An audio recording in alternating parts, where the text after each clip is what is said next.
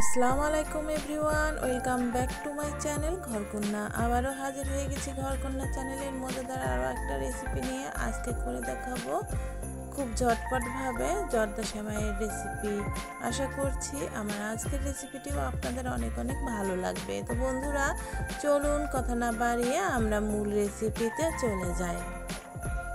প্রথমে নিয়ে নিয়েছি 1 প্যাকেট সেমাই, আর সেমাইটাকে আমি একটু ভেঙে নিচ্ছি। এইভাবে আমি যতটুকু সাইজ রাখবো আর কি, যতটুকু লম্বা রাখবো সেই অনুযায়ী ভেঙে নিচ্ছি। আপনারা ছোট বড় করে নিতে পারেন।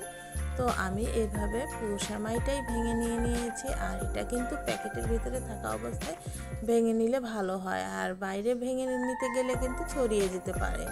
তো বন্ধুরা দেখুন, ভেঙে নেওয়া হয়ে গেছে। আমি একটা প্লেটে সেমাইগুলোকে ঢেলে নিয়ে নিলাম। এই যে আমার ভেঙে নেওয়া হয়ে গেছে, দেখতেই পাচ্ছেন। এখন আমি সরিয়ে রাখলাম। একটা প্যানে আমি 1.5 টেবিল চামচ পরিমাণ দিয়ে নিয়েছি ঘি। ঘিটা একটু বেশি হলে খেতে ভালো লাগে, চেষ্টা করবেন একটু বেশি দেওয়ার। তো আমি একটু কম পরিমাণেই দিয়েছি, আমার ঘিটা শেষ হয়ে গেছে যার কারণে। তো বন্ধুরা দেখুন, এই ঘির ভিতরে আমি একটু দিয়ে দিলাম বাদাম আর একটু কিশমিশ। এটা একটু দিই আর কি, বাদাম কিশমিশ এগুলো একটু বেশি হলে ভালো লাগে, মুখে পড়লে খেতে মজা লাগে। তো একটু ভালোভাবে এগুলোকে হালকা আছে ভেজে নিয়ে নিলাম। ভেজে নিয়ে আমি উঠিয়ে নিচ্ছি ঘি থেকে। দেখুন হয়ে গেছে। এখন ওই প্যানেই আমি 2টো তেজপাতা চিড়ে দিয়ে দিলাম, কয়েক টুকরো দারচিনি চিড়ে আর কি দিয়ে দিলাম ভেঙে, আর কয়েকটা এলাচ আমি দিয়ে দিলাম। এখানে 6-7টা এলাচ আমি দিয়ে দিয়েছি। আর মুখটা কিন্তু একটু ভেঙে দিয়েছি আর কি, ফাটিয়ে দিয়েছি আর কি। এখন একটু নেড়েচেড়ে ভেজে নিয়ে আমি দিয়ে দিলাম সেমাইগুলোকে আমি এই ঘির ভিতরে কিছুক্ষণ ধরে নেড়ে নেব, ঘি এবং মশলার ভিতরে আর কি।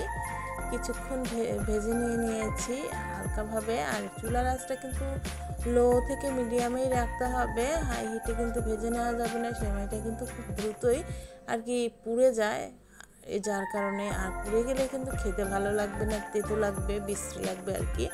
তো এখন আমি এখানে 1 কাপ মতো দিয়ে দিলাম আর কি চিনিটা দিয়ে ভালোভাবে একটু নেড়ে চেড়ে নিয়েছি।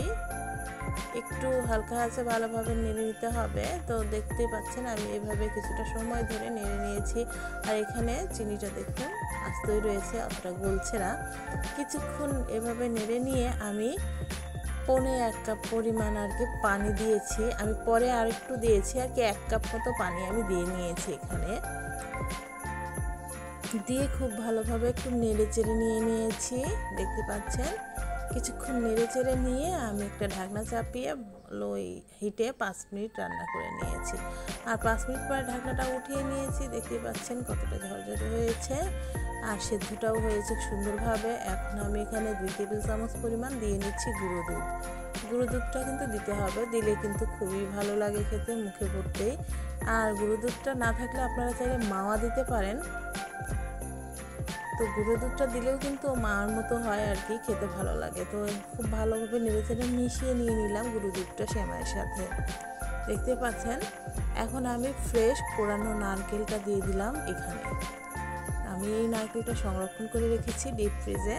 যাই হোক, আমি ভেজে নেওয়া বাদাম কিশমিশগুলোকেও এখানে দিয়ে দিলাম। এগুলো দিয়ে আবারও ভালোভাবে কিছুটা সময় ধরে একটু নেড়েচেড়ে মিশিয়ে নিলাম আর কি। তো ভালোভাবে একটু সময় ধরে নেড়েচেড়ে নিয়েছি। আর হচ্ছে এর চেয়ে আর কি ঝরঝরে করতে চাইলে একটু কাঁটা চামচ দিয়ে এইভাবে একটু নেড়েচেড়ে নেবেন, তাহলে দেখবেন যে আরও ঝরঝরে হয়ে যাবে, একটার সাথে একটা লেগে থাকবে না, দেখতে ভালো লাগবে আর খেতে তো বেশ লাগবে। এভাবে নেড়েচেড়ে নিয়ে আমি ঝরঝরে করে নিয়েছি, দেখুন হয়ে গেছে। এখন আমি একটা সার্ভিং ডিশে উঠিয়ে পরিবেশন করে নিচ্ছি। তো আমি একটা প্লেটে উঠিয়ে নিলাম, দেখুন কিভাবে আমি পরিবেশনটা করে নিই। তো দেখতে পাচ্ছেন বন্ধুরা, হয়ে গেছে আমার তৈরি করে নেওয়া সেমাইগুলো। আর দেখতে পাচ্ছেন কতটা লোভনীয় হয়েছে, একদম পারফেক্ট ঝরঝরে একটা সেমাই হয়েছে। চাইলে কিন্তু এবারের ঈদে এইভাবে সেমাইটা আপনারা রান্না করে পরিবেশন করে নিতে পারেন। এই রকম রেসিপি আমি আশা করছি আপনাদের সবারই খুবই ভালো লেগেছে। ভালো লেগে থাকলে অবশ্যই এখনই একটা লাইক করে দিয়ে আমার চ্যানেলটি সাবস্ক্রাইব করে আমার চ্যানেলের পাশে থাকবার অনুরোধ রইল। যারা ফেসবুক থেকে আমার আজকের রেসিপিটি দেখছেন প্লিজ আমার পেজটি ফলো করে দেবেন আর বেশি বেশি করে ফ্রেন্ডস অ্যান্ড ফ্যামিলির সাথে শেয়ার করে দেবার অনুরোধ রইল। রেসিপিটি ভালো লাগলে অবশ্যই আমাকে কমেন্ট করে জানাতে পারেন। আর এই ধরনের মজার মজার রেসিপি নিয়ে আমি কিন্তু আবারও হাজির হয়ে যাব। বন্ধুরা, সেই পর্যন্ত ভালো থাকবেন, সুস্থ থাকবেন, নিজের প্রতি যত্ন নেবেন আর আমার জন্য বেশি বেশি করে দোয়া করবেন। আসসালামু আলাইকুম।